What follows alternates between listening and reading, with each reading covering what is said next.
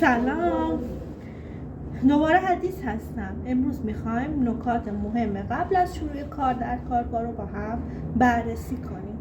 پس بریم اولین نکته رو یا اولین کار رو با هم بررسی کنیم. اولین کار اینه که مطمئن بشین که همه وسایل و تجهیزات درست کار میکنن و هیچ وسیله آسیب ندیده. دومین نکته این که مسیرها و خروجی‌ها همیشه باز باشه که سری قبلم توی ویدیوهای قبل توضیح دادیم و حتی یک وسیله کوچیک نباید توی این مسیرها باشه، چون اگه باشه باعث حادثه میشه.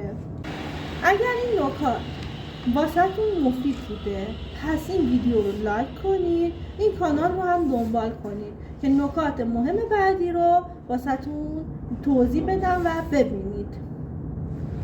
و اگه شما هم نکته مهمی سر کارتون واسهتون اتفاق افتاده، حادثه یا نکته مهمی بوده، لطفاً زیر این پست بنویسید واسه ما تا با بقیه دوستان به اشتراک بذارید.